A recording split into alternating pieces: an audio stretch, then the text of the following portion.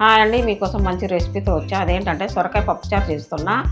దానికి ఏమేమి కావాలో, ఎంత పప్పు తీసుకున్నా అవన్నీ చూపిస్తానండి. ఈ గ్లాస్ తోటి గ్లాసున్నర పప్పు తీసుకున్నాండి. 4 గ్లాసులు నీళ్లు పోసాను.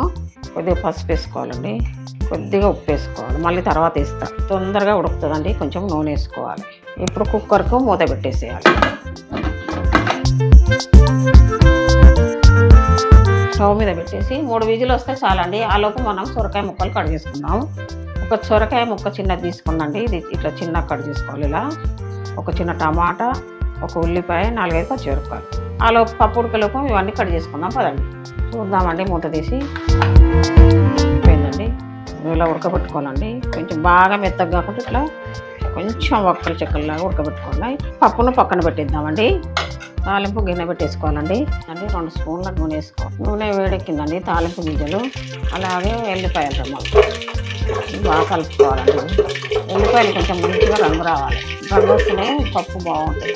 2 ఎండుమిరపకాయలండి, కరివేపాకు, కొద్దిగా ఇంగువ, మనం కట్ చేసుకున్న ఉల్లిపాయలు, పచ్చిమిరపకాయలు. కొంచెం ఉల్లిపాయలు మెత్తబడాలండి నూనెలో. కొద్దిగా పసుపు వేసుకోవాలండి. పసుపు వేసుకొని ఇలా కలుపుకొని సొరకాయ ముక్కలు వేసుకోవాలి. కొంచెం సొరకాయ ముక్కలు కూడా మెత్తబడాలి నూనెలో.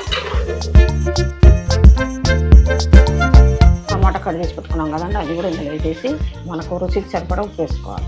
కొంచెం మూత పెడదామండి. సొరకాయ ముక్కలు మగ్గాలి కదా, చూద్దామండి. సొరకాయ ముక్కలు మగ్గిందా లేదా. మగ్గిపోయినాయండి. మనం ఇలా కారం, మనకు సరిపడా కారం వేసుకోవాలండి. ఇలా మనం చింతపండు పిసికి పెట్టానండి, చింతపులుసు ఇందులో పోసేసుకోవాలి.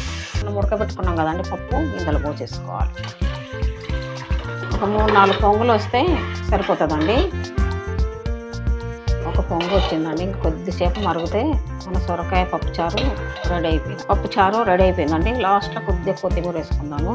ఇంకా స్టవ్ బంద్ చేసుకొని మనం పప్పుచారు ఇందులో పోసేసుకుందామండి. సొరకాయ పప్పుచారు రెడీ అయిపోయిందండి. నచ్చిందండి వీడియో? నచ్చితే ఒక లైక్ కొట్టండి. మరో మంచి రెసిపీతో మీ ముందుకు వస్తా. బాయ్.